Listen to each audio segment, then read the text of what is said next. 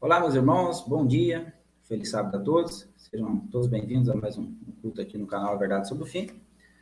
Os irmãos que estão nos acompanhando pelo Facebook e também pelo YouTube. É sempre uma alegria estarmos aqui reunidos, todo sábado. Hoje a gente está aqui com o nosso querido irmão Rogério Buzzi, né? Semana passada tivemos aí problema com a internet e tudo mais, mas graças a Deus hoje tudo ok para estarmos aqui nesse culto, tá bom? Eu já vou estar fazendo uma oração e poder estar passando a palavra para o irmão Rogério Buzzi, para ele ter aí bastante de tempo aí para trazer a mensagem, né? E sempre como a gente fala aí, a gente faz o apelo, os irmãos que puderem estar compartilhando o link dessa live, desse culto, curtindo o vídeo.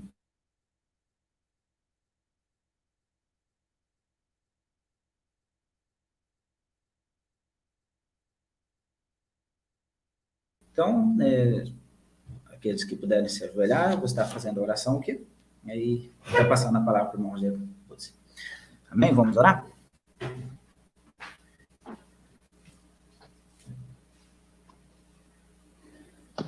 Bondoso Deus, eterno Pai, queremos, Senhor, nesse momento, primeiramente agradecer, Senhor, pela nossa vida, pela proteção que o Senhor nos dá, e também, Senhor, por esse dia maravilhoso que o Senhor nos concede, e nesse momento, ó Pai, por esse culto.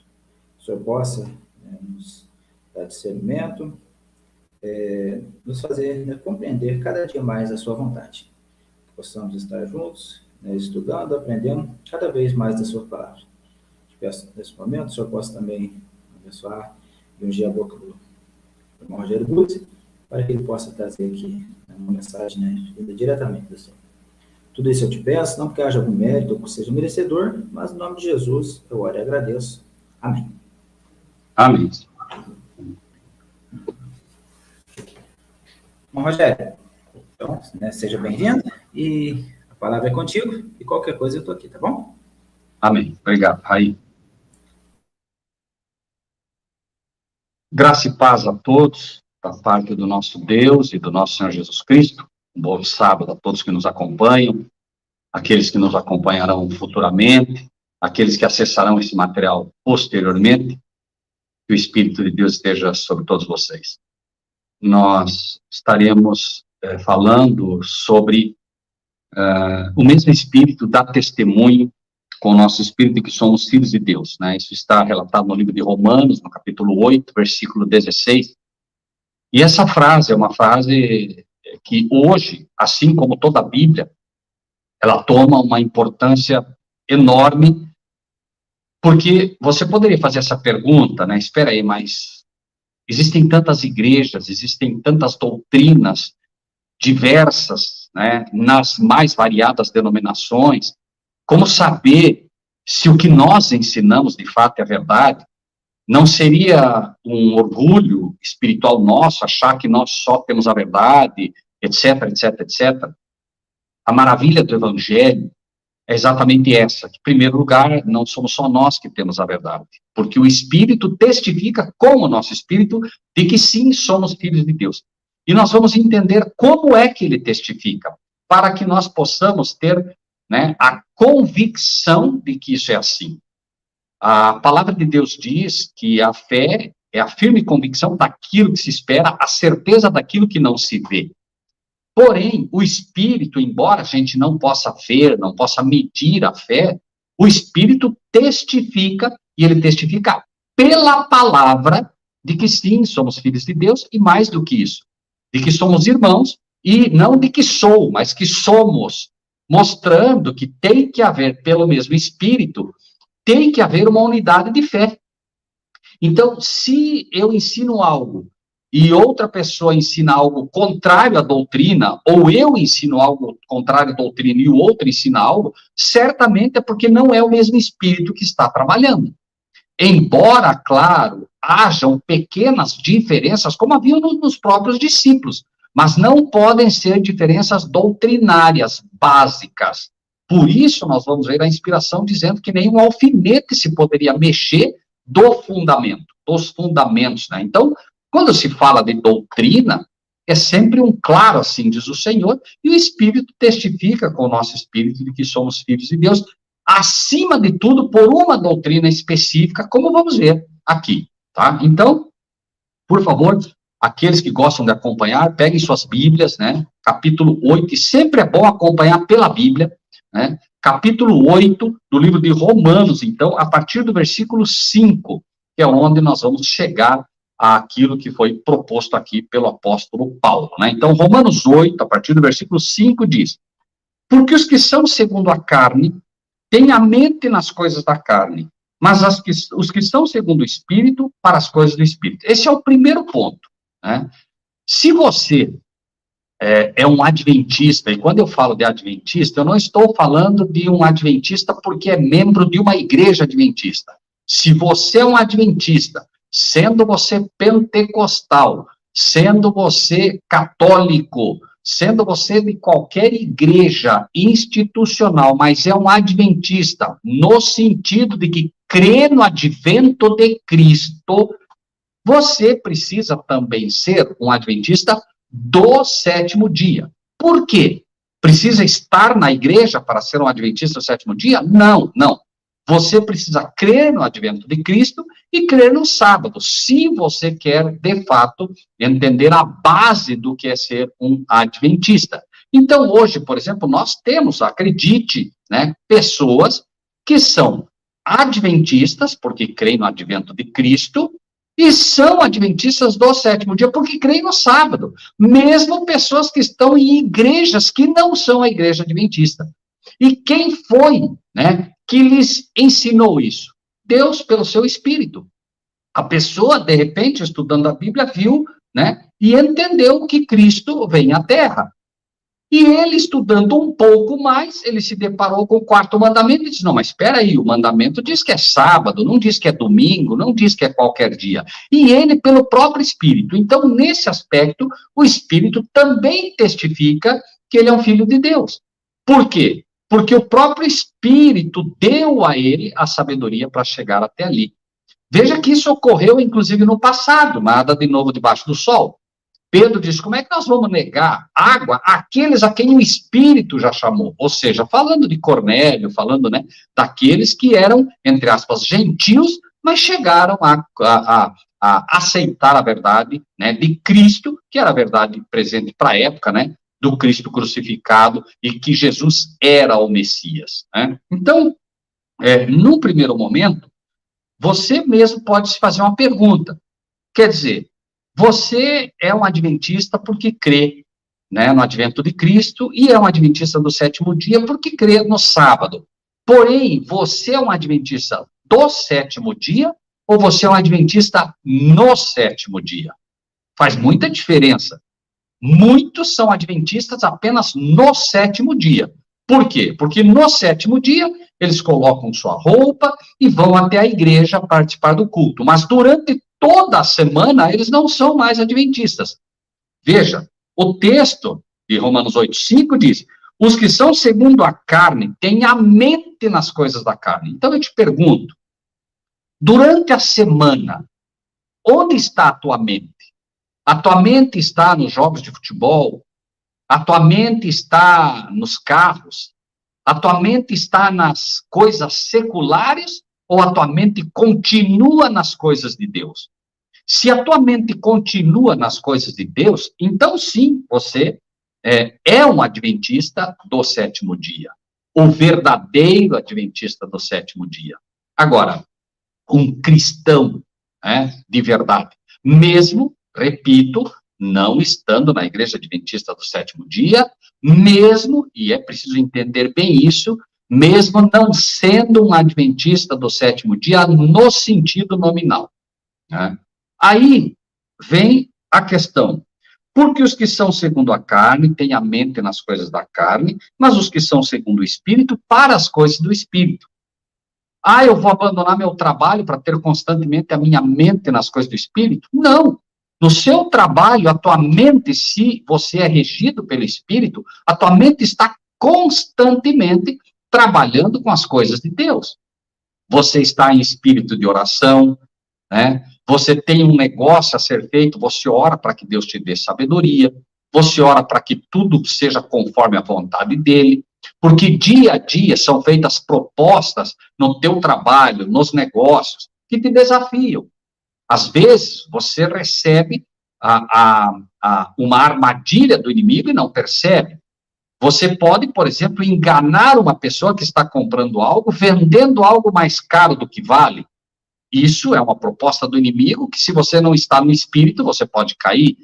E a todo momento nós somos, assim, tentados pelo inimigo a deixar de lado a mente espiritual e cair na mente carnal. Dia a dia, tua mente se alimenta de quê? Você, de fato, procura todo dia, pelo menos, ler um pouco a palavra de Deus, orar, de fato. Veja, algumas pessoas, eu sei que fazem isso, levantam, oram, né? Mas não leem. Isso quer dizer que você está falando com Deus, mas não está ouvindo o que ele tem a te dizer.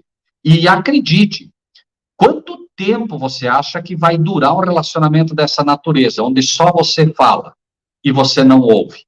Não vai durar muito tempo. Tenta imaginar um casamento onde você fala, tua mulher vai te falar alguma coisa, você não, quieta, não diga nada. Quanto tempo você acha que vai durar esse casamento de verdade?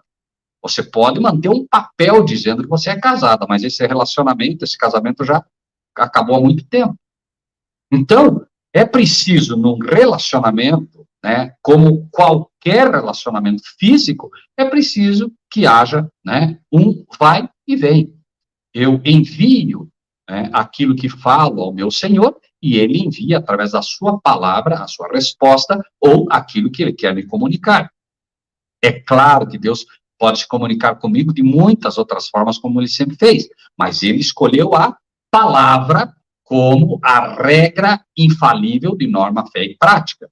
Então, é através da palavra que ele se comunica verdadeiramente comigo de uma forma toda especial. É a forma escolhida por ele, essa carta de amor, que demonstra realmente que eu, dia a dia, me alimento dele, né, e estou com a mente nas coisas do Espírito. Orar e, obviamente, né, falar e ouvir. E aí, versículo 6, porque a mentalidade carnal é morte, mas a mentalidade espiritual é vida e paz. E aí muitas pessoas estranham por que é que a vida espiritual está definhando. Por que é que eu tenho tanta dificuldade nisso, naquilo? Eu não estou falando aqui em dificuldade financeira, isso nada tem que ver com o espiritual. Jesus mesmo deixou muito claro que o Filho do Homem, ele mesmo, não tinha onde reclinar a cabeça. Então, a questão aqui não é essa, a questão é que você percebe que a tua vida espiritual está definhando. E o que está acontecendo? Provavelmente você não está se alimentando, né? É o velho jargão, né? O leão dentro de você e o cordeiro. Vai vencer quem está melhor alimentado. Você se alimenta de novela, você se alimenta de filmes, você se alimenta de seriados, você se alimenta de livros ruins, você se alimenta o tempo todo daquilo que não é bom, de futebol, enfim, né? Eu sou louco por isso, eu sou louco por aquilo, enfim. Você se alimenta o tempo todo, né, de coisas que não são espirituais, ou seja, você está alimentando um leão, né? Não está alimentando o cordeiro. Obviamente, o cordeiro, por natureza, já é mais fraco, porque a nossa natureza espiritual, por natureza, já é mais fraca. Por quê? Porque tudo apela a nós já herdamos uma natureza, né, de lobo, já herdamos uma natureza leonina, de urrar, de brigar, e aí chega, né, lembre-se que, embora Jesus seja o leão da tribo de Judá, o diabo também é apresentado como leão, né, que ruge em derredor buscando a quem tragar. Então, quando falamos do leão, falamos dessa forma metafórica, mostrando que, automaticamente, a natureza carnal já é mais forte. Por quê? Porque nós somos inclinados para a carne. Você abra o computador, o que aparece? O que vem diante de você? Vem só as coisas de Deus? Não, só vem porcaria. Você está, inclusive, no meio de um vídeo, né? Pode ser um dos vídeos nossos, e daqui a pouco entra um comercial do mundo. E não tem como fazer diferente. Então, você tem que estar blindado o tempo todo. Você vira para o lado esquerdo, um outdoor apelando ao consumismo. Você vira para o outro lado, uma placa apelando à sensualidade. Você vira, e é assim o tempo todo, nós somos bombardeados o tempo todo, né, com o mal. Por isso também o nosso mestre, né, Jesus Cristo, fantasticamente disse para nós que podeis vós fazer o bem sendo ensinados a fazer o mal, e ele usa um exemplo muito simples. Pode o leopardo tirar as manchas da sua pele? A resposta tua tem que ser, não pode, senhor. Pode o etíope mudar a cor da sua pele? A resposta nossa é, não pode. Assim também, vocês não podem fazer o bem, sendo ensinados a fazer o mal. Então, nós somos ensinados pelo mundo o tempo todo a fazer o mal. Por isso é necessário que nós saiamos do mundo. Como? Como este sair do mundo? Pai, cuida deles. Estão no mundo, mas não são do mundo. Nós estamos, eu estou em Cascavel, mas eu não sou de Cascavel. A minha cidade é a Jerusalém Celestial. É nela que eu me fixo. São as regras dela que finalmente mais valem para mim.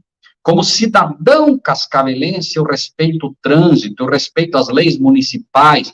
Como cidadão paranaense, eu respeito as leis do Estado. Como cidadão brasileiro, eu respeito as leis do país.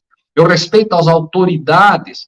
Mas, acima de tudo, dai a César o que é de César e a Deus o que é de Deus.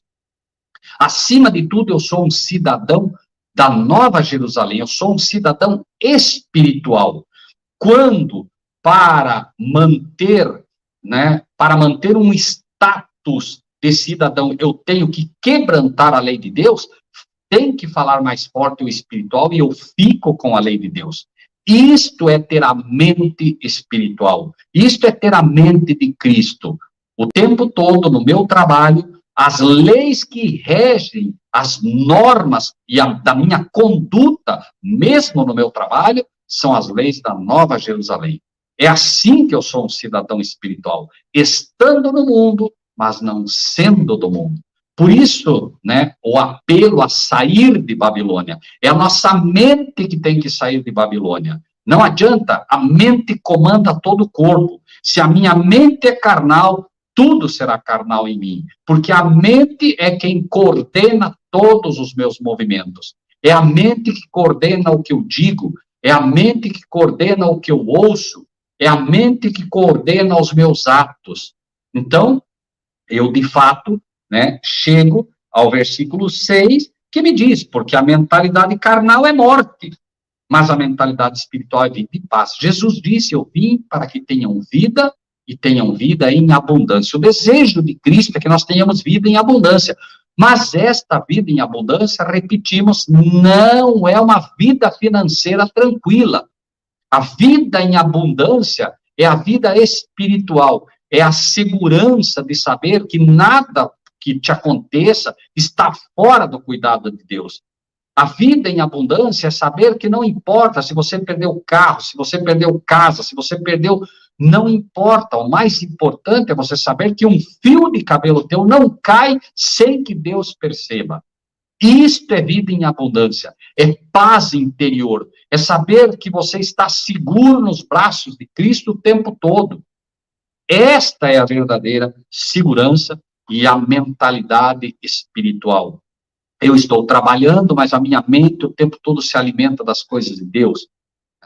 Eu estou trabalhando e alguém vem comprar algo, eu não tenho um peso adicional na balança para, em vez de entregar a ele 1 quilo de algo, entregar 950 gramas. Eu não tenho uma métrica de 90 centímetros para que, quando eu vendo tecido, se vendo tecido, entregar 90 centímetros em vez de 1 metro, como se fosse 1 metro. Isso faziam os fariseus do passado. Eu não posso fazer isso. Dia a dia. Eu não posso me aproveitar de um irmão, de um amigo, ou mesmo de um desconhecido que não sabe o valor de um veículo e colocar um valor mais alto, simplesmente porque quero ganhar um pouco mais e porque ele não sabe o valor. E acredite, a ocasião faz o ladrão. Quando? Quando os princípios de Deus não regem o teu coração e a tua mente. A pessoa está com sérias dificuldades, por exemplo, na área da saúde, que acontece muito.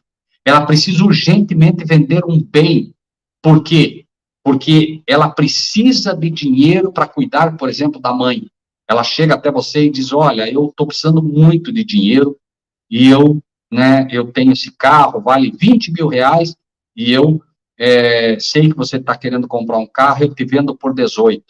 E aí você diz assim, eu pago 16. Isso é roubo diante do céu. Você está se aproveitando de uma pessoa que está com dificuldades e agora você vai tentar tomar dela algo de forma de forma covarde, porque ela não tem defesa quanto a isso. Finalmente, quem sabe ela tem que vender para você por conta do problema que ela tem. Nós não estamos falando aqui de negociações seculares, como, por exemplo, ontem mesmo eu tive que negociar a impressão de livros para nós.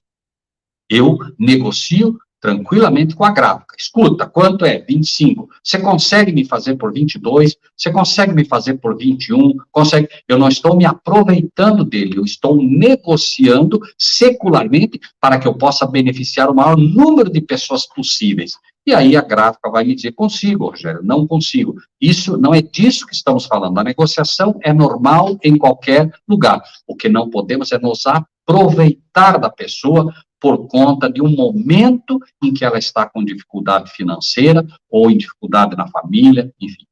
Creio que todos aqueles que têm a mente espiritual entendem perfeitamente o que estamos falando aqui, né? E aí, versículo 7, porquanto a mentalidade carnal é inimizade contra Deus, pois não é sujeita à lei de Deus, nem de fato pode ser. É a mentalidade carnal que não aceita a lei de Deus. Pense muito bem nisso. Pense bem nisso. Hoje nós temos centenas, milhares de igrejas que negam a lei de Deus. Aqui não estamos falando dos membros que não têm luz. Estamos falando daqueles que não são sujeitos à lei de Deus. Muitas pessoas têm a lei escrita no coração sem ter lido a Bíblia. Por exemplo, existem pessoas que fazem caridade, ajudam os pobres, ajudam isso, ajudam aquilo. São pessoas que naturalmente têm a lei do amor escrita no coração. Mas as igrejas, através das suas lideranças, que negam e não querem se sujeitar à lei de Deus, que negam e ensinam que a lei de Deus não está em vigor. É disso que falamos. Essas pessoas e essas igrejas estão ainda com a mentalidade carnal, não importa o que digam, não importa. Elas ainda não entenderam que aceitar a Cristo é aceitar a mente de Cristo, e na mente de Cristo estava gravada a lei de Deus. Na rocha, que é Cristo, estava gravada a lei de Deus. Quando eu digo, por isso é dito, aquele diz que me ama, aquele que diz que me ama e não guarda os meus mandamentos, é mentiroso e nele não está a verdade. Se é a Bíblia quem diz, não é o Rogério. Então, é um fato. Você quer saber se aquela pessoa de fato ama a Deus? A primeira pergunta que o céu faria a ela: você procura guardar a lei de Deus? Não, a lei não está em vigor, então você não me ama. Talvez até você goste de mim, talvez até você tenha simpatia por mim, mas você não me ama. Não diga isso, porque não é verdade. Aquele que me ama, guarda os meus mandamentos. Isso é o que a Bíblia diz, e essa é, finalmente, a prova de que a tua mente é espiritual. Repito, veja, Deus é amor, diz a palavra de Deus, e nós acreditamos nisso. Porém, a Bíblia também diz, Deus prova o seu amor para conosco, em que deu o seu único filho para morrer por nós. Então, peraí, Deus é amor. Mesmo que ele nunca tivesse dado o filho dele para morrer por mim e por você na cruz do Calvário, ele continuaria sendo amor. Mas ele provou isso dando o seu filho. Então, quando Deus dá o seu filho para morrer pelo ser humano, ele não está sendo amor apenas, ele está provando que ele é amor. Quando eu procuro guardar o sábado, quando eu procuro guardar a lei de Deus, eu estou provando que sou um filho de Deus de verdade e que eu, de fato, tenho uma mente espiritual. Quando eu não guardo a lei de Deus, porque não conheço, por qualquer razão, isso não quer dizer que eu não sou espiritual, mas eu não estou conseguindo provar isso. E é essa a diferença entre a justiça imputada e a justiça comunicada. Deus imputa a justiça de Cristo a mim, imputa. Então eu sou visto justo pelo céu, sou visto justo pelo céu pela justiça imputada. A pessoa olha um lobo vestido com a pele de cordeiro, porque eu fui coberto pela pele do cordeiro. Mas eu continuo sendo um lobo, eu continuo comendo, né, querendo só carne, eu continuo querendo comer as ovelhas, eu continuo atacando, brigando com os outros lobos, eu não aceito o líder da matilha, ou seja, eu sou lobo. Mas à medida que eu entendo esta pele que me cobre, à medida que eu entendo essa justiça e começo a receber, me alimentar da palavra de Deus, esta justiça começa a ser comunicada e eu começo a ser transformado. Daqui a pouco a pessoa olha para mim e não vê mais um lobo vestido com a pele do cordeiro. Ela vê agora sim uma ovelha vestida com a pele de Cristo. Essa é a diferença. A mente começa a mudar, e quando a mente começa a mudar, automaticamente os membros começam a corresponder à ação dessa mente. É uma reação em cadeia. Os meus olhos começam a buscar agora as coisas que fazem bem, as coisas espirituais. A minha boca começa agora a falar de palavras espirituais, das coisas de Deus. Os meus ouvidos agora começam a obedecer ao comando da mente espiritual e eu começo a querer ouvir as coisas de Deus. E aí, claro, é um embate constante, porque a mente espiritual me leva para as coisas de Deus e a mente carnal, né? A lei da hereditariedade me leva para as coisas do mundo. Para aquele que bebia, o fígado, né? O fígado do alcoólatra, o fígado alcoólico, ele puxa para a bebida. Mas a mente agora tem poder suficiente para dizer não. Isso é uma luta constante, né? Nós que hoje não bebemos álcool de maneira alguma, nós não somos melhores do que aqueles que bebem. A diferença é que Deus já pôde em nós comunicar a sua, né, pelo menos parte da sua grande santidade, parte dessa mente espiritual, e há uma resposta natural agora em relação a isso. Enfim, sigamos. Romanos 8:8. Então, os que estão na carne não podem agradar a Deus. Essa é outra diferença que as pessoas, na sua grande maioria, não têm entendido. O cristão diz graça, graça, graça e nada com a lei. Quando você não guarda a lei de Deus, você não agrada a Deus. Isso não quer dizer que ele não te ama, isso não quer dizer que ele muda o relacionamento contigo. O que ocorre é que você agora tem um problema, assim como Adão. Adão, imediatamente após o pecado, está na carne, e obviamente que não agradou a Deus. Mas Deus não lhe deixou só. Adão, onde é que você está, Adão? O que aconteceu? Deus sabia o que havia acontecido, mas Adão agora não entende que Deus o está procurando para perdoá-lo. Ouvi tua voz no jardim, me escondi porque estava nu com medo. Agora há uma ruptura. A pessoa tem medo. Nós, a mente espiritual, não tem medo de Deus. Ela se agrada em se aproximar de Deus. Ela se agrada em se aproximar de Cristo. Ela se agrada em se aproximar da palavra e ler a palavra. Ela aprende a amar a palavra. E aprendendo a amar a palavra, ela aprende a amar a Cristo, porque Cristo é a palavra. E aprendendo a amar a Cristo, ela ama a Deus, porque Deus está em Cristo. Deus estava em Cristo reconciliando consigo o mundo, né? Cristo disse, o Pai está em mim. Então, eu sempre vou contemplar Deus em Cristo. E esse relacionamento é um relacionamento diário. Mas você não pode agradar a Deus enquanto não se sujeita à lei de Deus. Os que estão na carne não podem agradar a Deus. E quem ainda não entendeu a santidade da lei é porque ainda está na carne. Não importa a que nível, está na carne ainda. Por quê? Porque ele vai obedecer às coisas da carne. Você diz para ele, por exemplo, olha, não coma carne de porco. Deus pede na sua lei que não se coma carne de porco. Não, isso não tem nada a ver, porque está na carne. Às vezes, e repetimos, às vezes até por ignorância, mas está na carne e não pode agradar a Deus. nós temos que estar sobre o favor de Deus e não sobre a misericórdia de Deus. Quando os judeus agradavam a Deus, e agradar a Deus é obedecê-lo, Jesus diz, né, eu tenho glorificado o meu Pai. Como? Pela obediência. Porque eu sempre faço a vontade dele. Isso é que agrada ao Pai, que se faça a vontade dele. E por que isso agrada a ele? Porque ele quer que a gente obedeça pura e simplesmente? Não, porque a alegria dele é ver filhos felizes, filhos em paz, filhos com segurança, filhos com vida em abundância. A vida em abundância não pode existir quando você rejeita as leis de Deus, que são leis feitas com base num coração de amor. Deus é amor, sua lei é amor.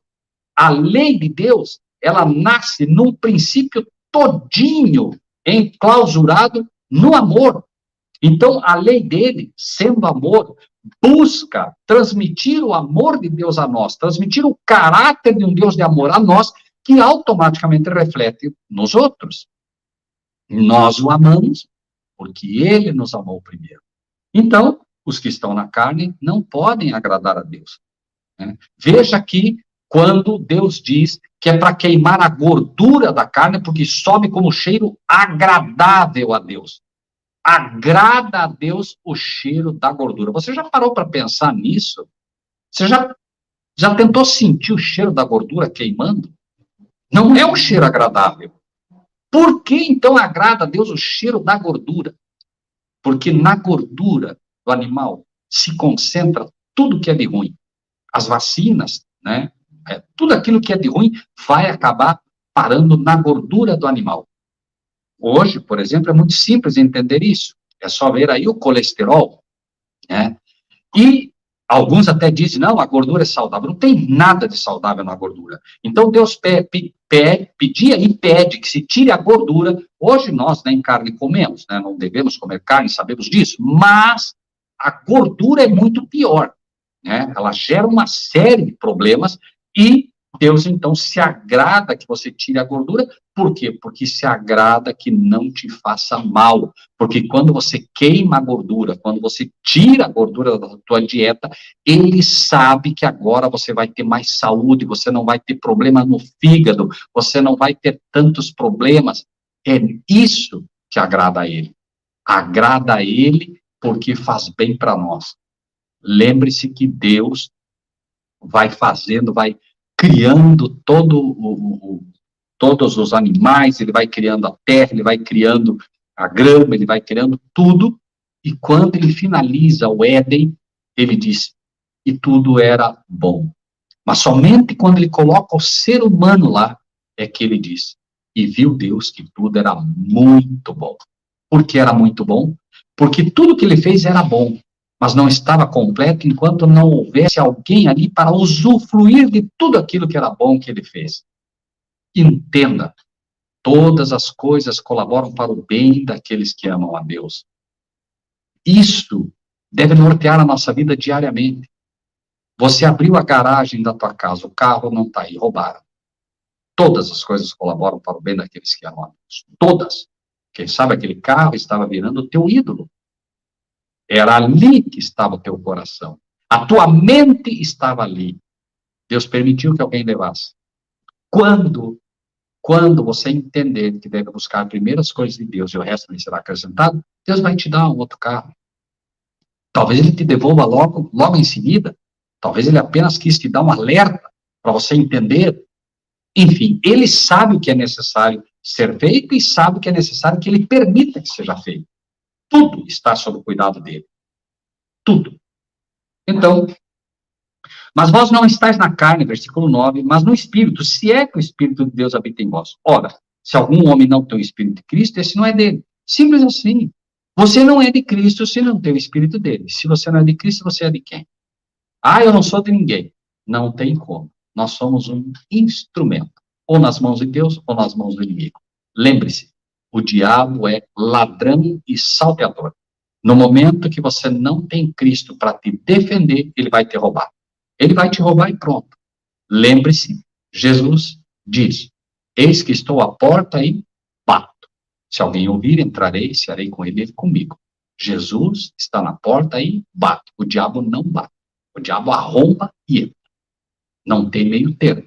E se não houver a sentinela, se não houver Cristo, se não houver os anjos de Deus para proteger o nosso coração, o diabo vai entrar sim ou sim.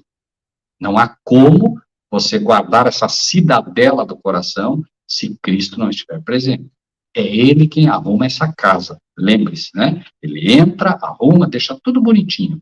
Mas aí, se você se afasta dele, se você o abandona, vem 7 agora, e o estado, né, agora é muito pior do que o estado primeiro, né? 10. Se Cristo está em vós, o corpo está morto por causa do pecado, mas o espírito é vida por causa da justiça.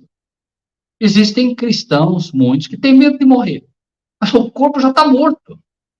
Ele apenas, né, que vive agora é o Espírito de Cristo que nos movimenta, o Espírito de vida de Deus, que diariamente nos mantém em pé. Mas nós temos que mortificar este corpo dia a dia. Então, qual é o problema de finalmente você morrer? Desde que você esteja em Cristo e Cristo em você, problema nenhum. Você vai dormir e daqui a pouco Cristo te chama, filho de Deus vivo, teu pai te chama. Né? Então, a maior prova de que eu não estou com relacionamento em dia com Deus é o medo da morte. Essa é a maior prova. Por quê? Eu tenho medo de morrer por quê? O apóstolo Paulo diz que morrer é lucro. Se eu estou nesse mundo e eu realmente quero me encontrar com Cristo o mais rápido possível, e eu sei que morrendo, eu morro, não vejo mais nada, quando eu abrir os olhos, Cristo está na minha frente. Pode haver algo melhor do que isso? É claro que nenhum de nós vai tirar a vida para isso. A gente tem que ter até muito cuidado hoje com o que se fala, porque as pessoas, eu fico às vezes pasmo da forma como as pessoas entendem as coisas que a gente diz. Mas o apóstolo diz que o morrer é lucro. Mas ele diz que o morrer é lucro, mas também diz, não, mas se eu tenho que estar nesse corpo, né? Então, se eu tenho ainda que estar nesse corpo, que seja para propagar o evangelho sempre. É para isso. A nossa motivação tem que ser pregar o evangelho. Nós não estamos nessa terra para outra coisa. Porque se eu não prego o evangelho, eu sou uma vinha morta. Eu sou um ramo seco. Né? Se eu estou realmente conectado a Cristo, os frutos aparecerão. E os frutos, acima de tudo, não há nada mais sagrado, não há nada mais nobre, não há nada mais solene do que pregar a palavra aos outros, levar a palavra aos outros. Quando eu digo pregar, não estou dizendo fazer live, essa pregação, não. É no dia a dia. Dar uma palavra de esperança, dar uma palavra de conforto. Essa semana um amigo me dizia, Rogério, eu vou ter que começar a ler a Bíblia. Eu falei, o que houve? Nunca leu a Bíblia? Eu falei, o que houve? Não, falou, tem um adventista aí que eu estou brigando, ele está brigando comigo direto. Ele fala para mim que eu vou me perder, porque isso, porque aquilo, eu falo para ele, mas o que eu faço? E ele diz, leia a Bíblia. Não é essa a forma de se comportar de um cristão. Não é. Nós conversamos um pouco, eu levei uma Bíblia para ele, comprei uma Bíblia para ele poder ler, mandei o livro A Grande Controvérsia para ele, levei, entreguei para ele, disse, olha, Bonei, leia esse livro, inclusive tire uma foto e mande para ele, diga, olha, eu estou lendo, você vai ver como ele vai ficar feliz. Né? Espero que fique feliz, porque de repente ele vai dizer, não, tem que ser o grande conflito impresso pela casa. Tudo isso também acontece, infelizmente. Mas fato é que nós precisamos não só falar o que Deus nos manda falar, mas nós temos que saber como falar também. Essas pessoas estão aí, nós somos devedores, diz a Bíblia, a gregos e a bárbaros. Nós somos devedores aos católicos. Nós somos devedores a todos eles, porque nós ganhamos na loteria bíblica. E eles não ganharam. Nós temos um tesouro que nada corrompe esse tesouro. Como é que nós não vamos apresentar esse tesouro ao outro? Como é que nós não vamos compartilhar esse bilhete de loteria fantástico que é a palavra de Deus? Nós encontramos um amigo que é o melhor contador que existe, é o melhor administrador que existe, é o melhor lavrador que existe, é o melhor tudo. E nós não nos apresentamos aos outros por quê? Vergonha. Aqueles que não confessarem a Cristo não serão confessados no céu por ele. Imagine teu nome sendo chamado no céu. O ladrão na cruz confessou a Cristo. Ele não apenas creu, ele confessou. Tu nem ainda temes estando aqui. Nós merecemos estar aqui, mas ele o que fez? Ele confessou. Veja, não foi só para o ladrão, não. Quantas pessoas ouviram a confissão do ladrão ali? Ele confessou Cristo, por isso ele foi imediatamente confessado também. As palavras de Cristo estão registradas, tu estarás comigo no paraíso. Foi confessado imediatamente. Olha que advogado fantástico, o sujeito morrendo, só fez maldade, estava na cruz porque merecia. O ladrão na cruz, merecia estar ali, Cristo não. Mas imediatamente o advogado se levanta defendendo, tu estarás comigo no paraíso. Podem haver palavras melhores para alguém ouvir no seu leito de morte? Imagine você no leito de morte, morrendo, e você ouve Cristo te dizer, você vai estar comigo no paraíso. Descanse em paz, fique tranquilo, eu estou contigo. Como pode alguém ter medo quando realmente acredita nessas palavras de Cristo? Será que as palavras de Cristo foram só para o ladrão na cruz? Será que as palavras de Cristo, quando diz, Pai, perdoa-os, porque não sabem o que fazem, será que essas palavras não atravessam o tempo e não chegam até o meu coração dizendo, isso foi para você? Você, Rogério, você estava lá segurando o prego que aquele romano pregou. Era você que estava segurando aquele prego. Porque se você não aceitar que você estava lá me crucificando pelo teu pecado, então essa oração não é para você. A mente espiritual consegue ver a pecaminosidade do ser humano. Quanto mais espiritual eu sou, mais eu vejo como sou pecador. Porque quanto mais espiritual eu sou, mais eu me aproximo de Cristo. E quanto mais eu me aproximo de Cristo, mais eu vejo os meus pecados. Quanto mais eu me aproximo da luz, mais eu vejo os defeitos na minha pele. E quanto mais eu me aproximo do espelho, que é a lei, mais eu vejo como sou um pecador. O apóstolo Paulo diz, eu não conheceria a cobiça se a lei não me dissesse. Não foi Cristo de forma direta que disse para Paulo que ele era cobiçoso. O Espírito convence do pecado. O Espírito de Cristo convenceu Paulo que ele era um pecador. Mas foi pela lei que ele viu em que era pecador. O Espírito convence de pecado e diz ao pentecostal, e diz ao católico, e diz ao adventista, e diz a todo aquele que se diz cristão, você é um pecador. Se ele aceitar isso, se ele não se comportar como um católico que ainda não entendeu a base do evangelho, e começar a dizer, não, eu não mato, eu não roubo, eu sou bom, eu não faço isso, eu faço aquilo, se ele não fizer isso, ele vai para o segundo passo. O Espírito convenceu você que é um pecador, e você, em vez de dizer, eu sou bom, eu sou, então você não diz nada disso, você diz, reconheço que sou pecador. Agora o Espírito te apresenta a justiça. Convence do pecado, da justiça. Todos os teus mandamentos são justiça. Agora o Espírito de Deus pode te levar para a lei. E agora você vai para a lei, que é o espelho, e você diz, sim, eu estou sujo, eu sei, mas onde eu estou sujo? Vai para a lei, vai para o espelho. E você vai para o espelho, e agora você vê onde está a sujeira. Quem sabe uma mancha de graxa aqui, uma sujeira ali, e você vai para o espelho. E agora você vê onde está a sujeira. Agora você vê onde está o pecado. Agora você vê onde você está transgredindo a lei. E aí eu lhe pergunto, você pega o espelho e procura se limpar com ele? Não. A mente espiritual agora entende o que a lei lhe diz. A lei diz agora, vai para a água.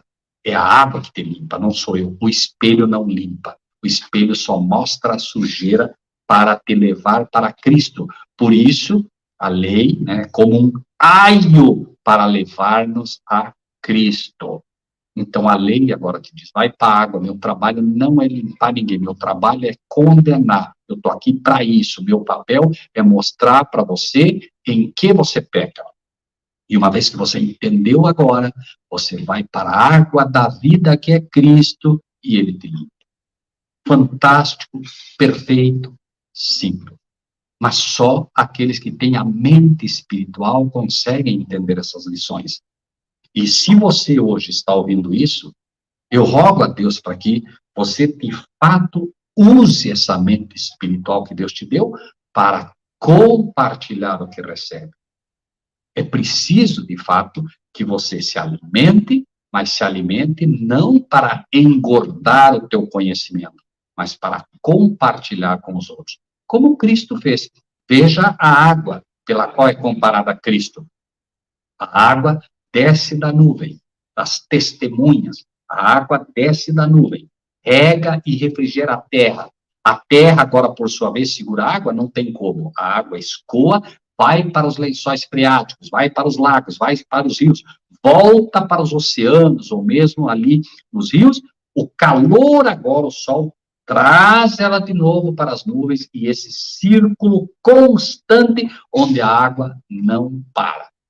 Ela não para. Constantemente, neste círculo de beneficência, onde é um constante dar. Ninguém segura nada. E nós, como este solo vivo de Deus, não podemos reter as águas. Nós temos que levá-las avante, deixar que elas fluam para refrigerar a terra, para refrigerar o mundo. Esse é o nosso papel.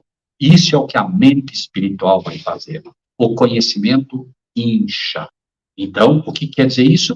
Eu só leio e não reparto. Eu começo a achar que eu sou muito bom de Bíblia, eu começo a achar que eu sei tudo, quando eu começo a compartilhar, eu sou desafiado e vejo que eu preciso mais. Eu preciso mais. Porque não basta o conhecimento, é preciso a sabedoria.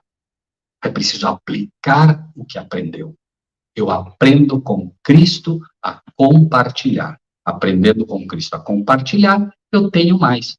De uma forma muito simples, eu tenho a mão aqui, aberta, Deus me dá, eu pego e levo para outro e entrego. Quando eu entrego de mãos abertas, agora eu chego e digo, Pai, dá-me mais.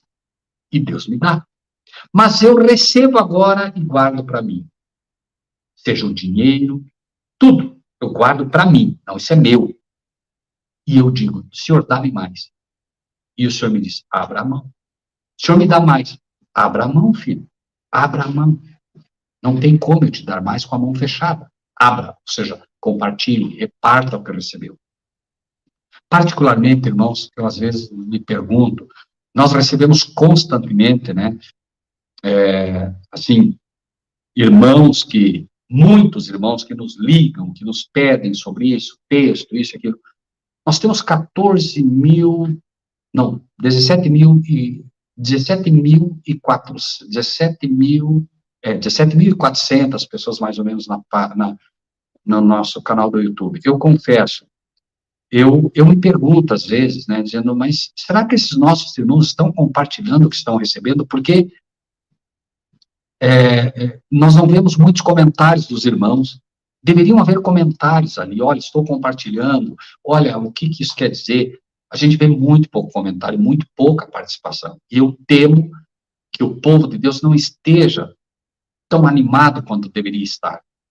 Porque me parece sempre que é muito pouca gente participando. Nós temos 5 grupos de estudos do WhatsApp. São raras as pessoas que participam respondendo aos questionamentos que estão aí, respondendo às matérias. Me parece que as pessoas, de certa forma, elas estão talvez se alimentando, mas não estão compartilhando. Eu te rogo, por favor, compartilhe para que você receba mais. Compartilhe para que o Espírito de Deus te dê mais. Se você compartilhar, você vai receber mais, Deus vai te dar mais. Para nós, não vai mudar. Para nós não muda, porque vocês não nos pertencem, vocês pertencem a Cristo. Então, se nós tivermos 1.000, 10.000, 100.000, não faz diferença para nós, mas faz diferença para Cristo, porque vocês pertencem a Ele, não a nós. E, obviamente, nós queremos números, sim. Por quê? Porque nosso papel é atingir o máximo de pessoas possíveis. Cristo, daqui a pouco, vem nos buscar. E se Ele te pergunta, escute, aquelas ovelhas que eu coloquei na tua mão, onde estão? Onde estão os teus familiares? Onde estão as pessoas que eu coloquei, né, no teu trabalho? Por que você nunca falou de mim para elas? Por que você nunca compartilhou o que você tinha? Ah, Senhor, eu sou tímido para falar, mas por que não compartilhou então o que os outros falaram? Lembre-se da história dos banqueiros. Porque, Senhor, eu sabia que eras um homem duro, que colhes onde não semeaste. Tu sabias que eu era um homem duro, disse Jesus. Então, por que você não entregou meu dinheiro aos banqueiros? Por que você não colaborou, então, com ofertas? Por que você não devolveu o dízimo, então, para que eles pudessem fazer com que esse material chegasse a mais pessoas? Por que não fizeste isso, então, já que você é tímido? Por que não entregaste os teus bens aos banqueiros, para que eles pudessem fazer isso? Eu não estou dizendo que você tem que dar dízimo para nós, oferta para nós. Busque alguém que você acredita que está fazendo a obra de Deus e ajude-o. Ajude a fazer a obra de Deus. Não precisa ser para nós, não. Se você acredita que o nosso material é um material das coisas de Deus, nos ajude. Mas não precisa ser para nós. Se você tem outra pessoa que sabe que está realmente fazendo o trabalho de Deus, ajude-o. Faça o trabalho que deve ser feito. Com os seus dízimos, com as suas ofertas, né? O que custa você compartilhar um material? Acredite, a mente espiritual vai estar constantemente pensando, Senhor, como eu posso atingir esse? Senhor, esse amigo meu, do meu trabalho, como é que eu posso atingir o coração dele, Senhor? Como posso fazer com que chegue até ele? Esse é o nosso trabalho. Finalmente, versículo 15. 8:15. Porque não recebestes um espírito de servidão para novamente terdes medo, mas recebeste o espírito de adoção pelo qual clamamos Abba, Pai. E aqui nós entramos na parte final. Meu irmão, minha irmã, você que está me ouvindo, afora toda a teoria da doutrina, por favor, entenda o que se vai dizer agora. A mente espiritual, ela preza pela verdade. Se Deus te desse poder hoje, o que é que você iria fazer com esse poder? Vamos imaginar que Deus agora derramasse a chuva serôdia sobre você. O que é que você iria pregar? Preste bem atenção no que vem agora. De certa forma, vamos imaginar assim. Você defende o domingo, certo? Por que Deus te daria poder? Se Deus te desse poder, em vez de atingir 1 ou 10 pessoas ensinando o erro do domingo, você ensinaria a 1000 pessoas o erro.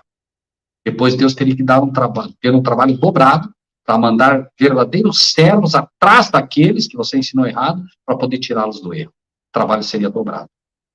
Onde quero chegar com isso? Versículo 15.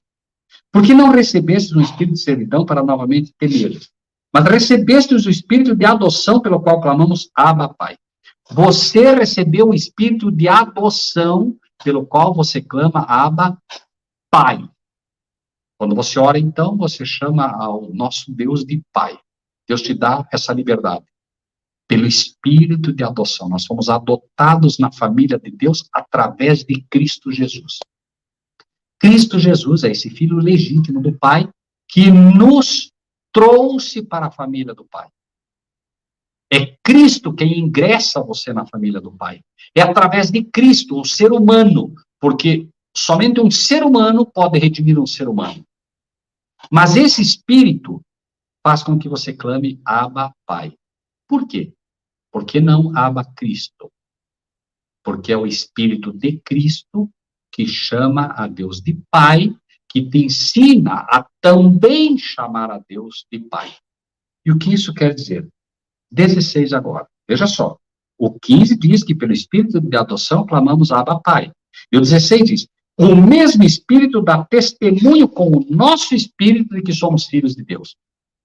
O mesmo Espírito que atuou em Cristo, o Espírito do Pai, levando Cristo ao Pai, é o Espírito que clama agora e que testifica, testemunha com o nosso Espírito de que somos filhos de Deus.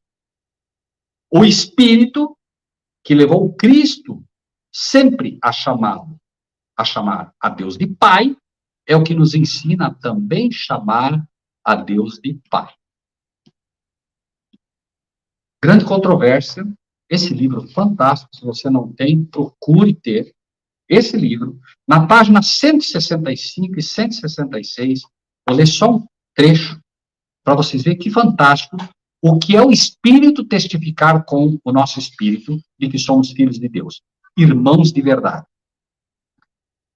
Zwinglio se submeteu à Bíblia como a palavra de Deus, a única norma suficiente e infalível. Viu que ela deveria ser sua própria intérprete. Não tentou explicar as Escrituras a fim de sustentar uma teoria ou doutrina preconcebida, mas manteve seu dever aprender qual é seu ensino direto e óbvio. Buscava dispor de toda ajuda para obter um pleno e correto entendimento de seu significado, e invocou a ajuda do Espírito Santo, o Espírito testifica com o nosso Espírito, o qual ele declarou se revelaria para todos aqueles que buscavam em sinceridade com oração. Então, ponto número 1. Você tem a Bíblia como a palavra de Deus, como única norma suficiente e infalível, você de fato, defende as doutrinas que você crê pela Bíblia, ou você defende o que crê pelos escritos da senhora White? Veja bem, eu não estou condenando aqui os escritos da senhora White, por favor. Eu creio nos escritos da senhora White, tanto que esse livro, para mim, é o melhor livro, sem dúvida nenhuma, depois da Bíblia. Amo Desejar de Todas as Nações, mas esse livro, e Deus nos deu o privilégio de poder, inclusive, fazer uma tradução em português, e nos deu o privilégio, inclusive, de poder ser um dos ministérios que distribuem esse livro. Então, quanto a Ellen White, eu não preciso aqui falar nada. O que digo é, você precisa aprender a defender as suas doutrinas pela Bíblia. Por quê? Porque você não vai convencer um pentecostal, você não vai convencer um pastor pentecostal, um pastor da Assembleia, que inclusive estuda, tem uma matéria contra a senhora White, usando os escritos dela. Então, ele viu que a Bíblia deveria ser sua própria intérprete. Você permite que a Bíblia interprete ela mesma, ou você permite que o pastor interprete para você? É o pastor que tem interpretado para você? Quando você pega um texto difícil na Bíblia, você vai procurar o teu pastor? Pastor é Cristo. Mas você primeiro tem que entender que Cristo, o nosso Deus maravilhoso, através de Cristo nos deu a Bíblia. E é a Bíblia que deve ser a nossa regra. E é a Bíblia que tem que te mostrar o que é certo e o que é errado. Não é a igreja, não é o Rogério, e não é o pastor. Viu que ela deveria ser sua própria intérprete. Você tem feito da Bíblia a própria intérprete dela? Ah, não entendi. Espera aí que eu vou lá ver o que diz. Ah, tem um livro da igreja, lá vou lá buscar. Eu vou lá buscar o Nisto Cremos, que aí eu vou entender. É o Nisto Cremos que te norteia? A Bíblia tem que te nortear. Ah, mas eu não entendo. Entende-se. Se você não entende, é porque você ainda não tem o Espírito de Cristo. Veja, não há nenhum problema em buscar irmãos para ajudá-lo. Nenhum problema nisso. Mas a palavra final é da Bíblia. Se você busca o Aquino, se você busca o Rogério Elias, se você busca Fábio Amaro, se você busca Maxson, se você busca Silas, não importa quem você busca, esses líderes dos ministérios que estão aí. Não importa o Rogério Buzzi, não importa qualquer um. Ele falou. Você viu que a Bíblia diz diferente? Fique com a Bíblia. Fique com a Bíblia. Agora, tome o cuidado de ter certeza de que o que você está lendo, o que você está entendendo pela Bíblia, é de fato bíblico.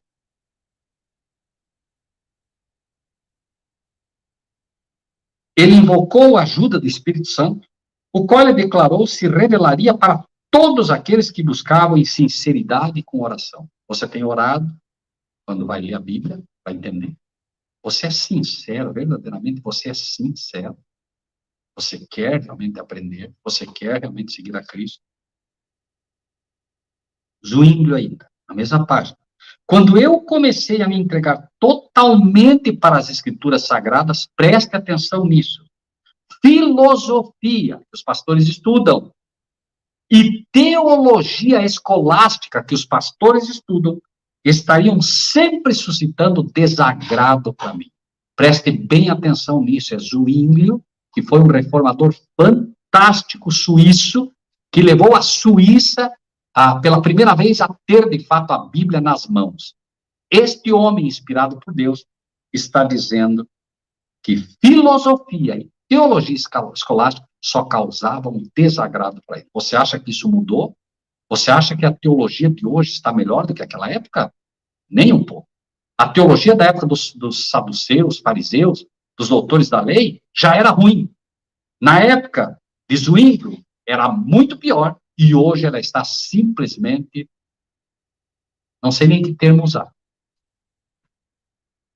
Quando eu comecei a me entregar totalmente para as Escrituras Sagradas, filosofia e teologia escolástica estariam sempre suscitando desagrado para mim. Sempre, e é fato. A gente se desagrada constantemente. Ontem mesmo eu respondi a um irmão que começou dizendo: eu fiz teologia na igreja adventista, etc, etc, etc. E depois de 40 anos adventista, eu abandonei o adventismo porque descobri que o sábado não é verdadeiro. Isso é o que faz a teologia. A teologia parece que tira a capacidade de você pensar por você mesmo. A teologia escolástica hoje parece que ela tira a tua capacidade de entender a Bíblia. Porque a filosofia finalmente faz isso. A filosofia faz com que você olhe o vermelho e pense que é amarelo. A filosofia faz com que você olhe o branco e pense que é preto. A filosofia faz isso. É por isso que Jesus não fez teologia, não fez filosofia. Por isso que João Batista não fez.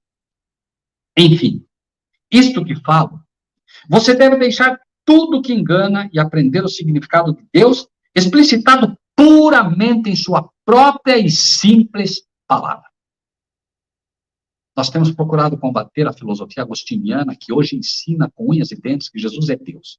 Jesus é Deus. E por que Jesus é Deus, segundo a filosofia agostiniana?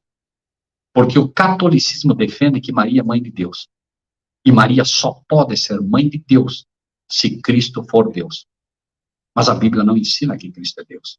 A Bíblia ensina que Cristo é o Filho de Deus. Simples e direto. Isso é a simplicidade da Escritura.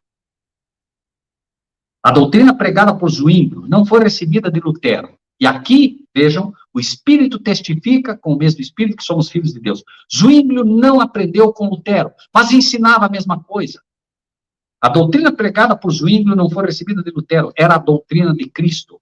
Se Lutero prega Cristo, dizia o reformador suíço, ele faz o que eu faço. Ele tem conduzido a Cristo muito mais almas que eu, humildade.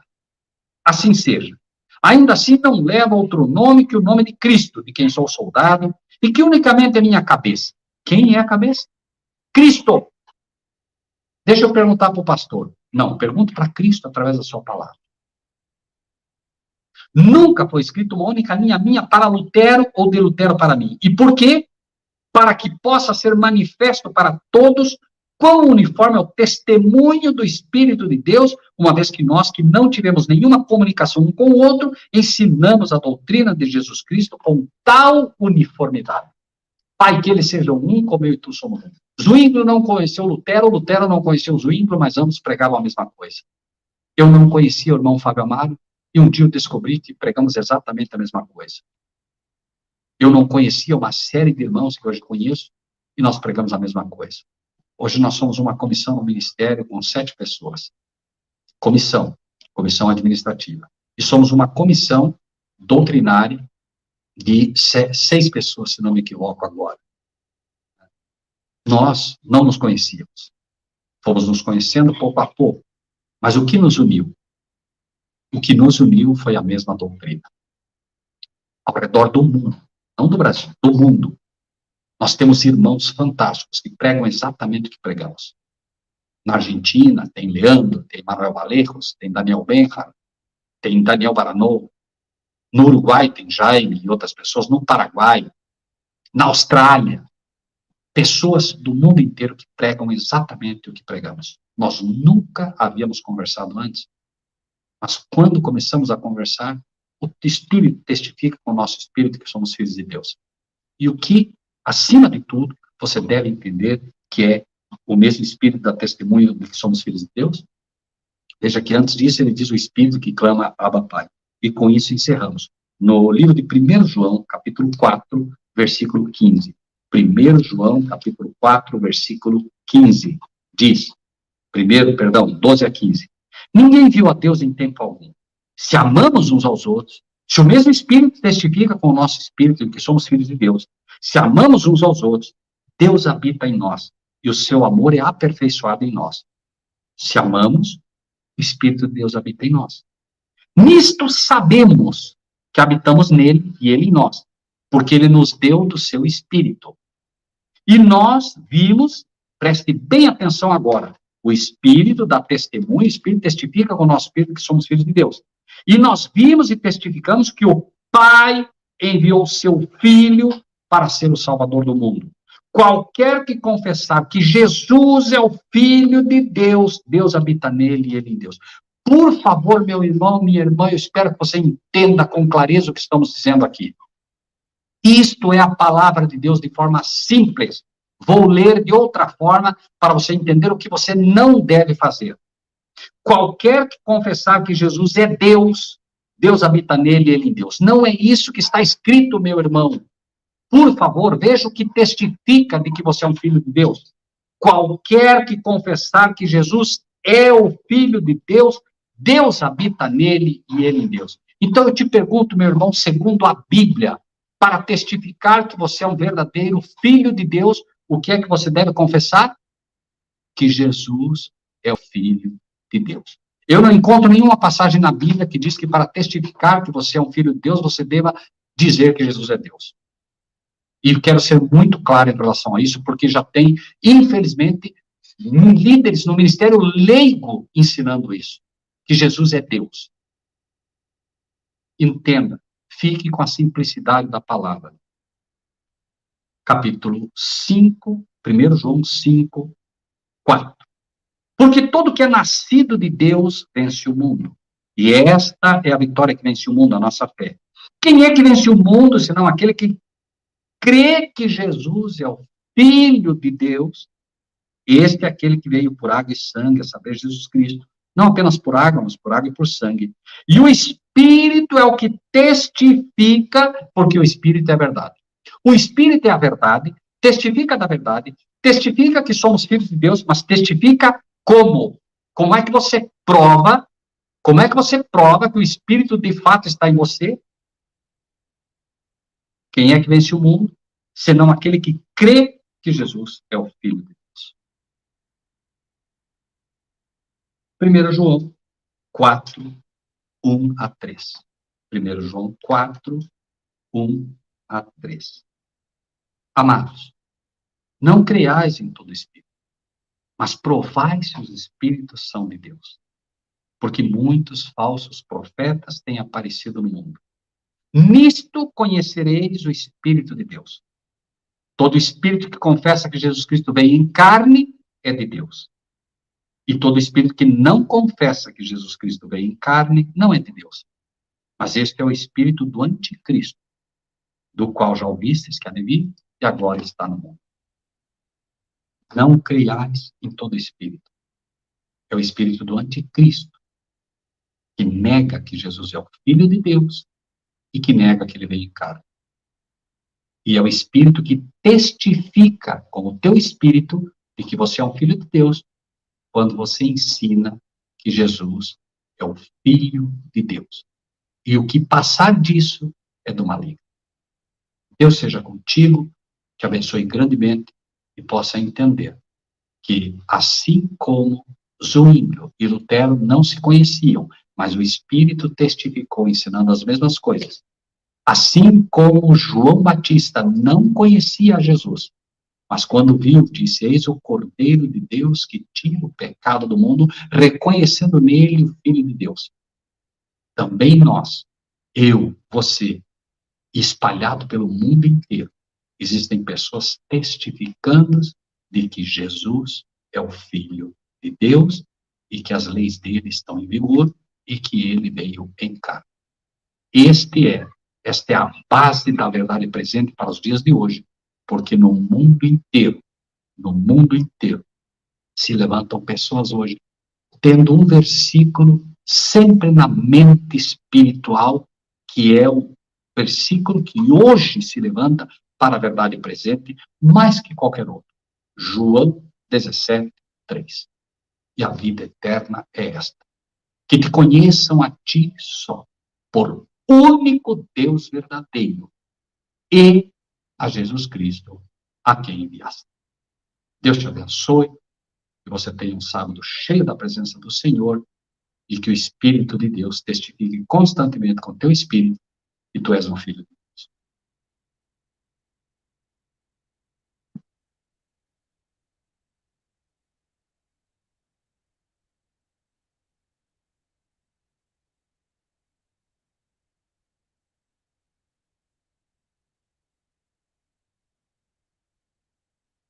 Vamos orar?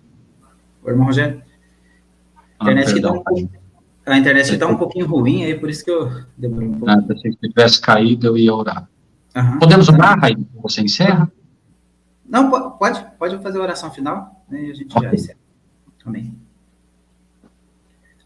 O senhor mesmo pode fazer a oração, tá? Amém. Pai nosso que estás nos céus, Nós te agradecemos pelo Espírito do teu Filho, que habitando em nós, nos dá o privilégio de chamá-lo Abba Pai.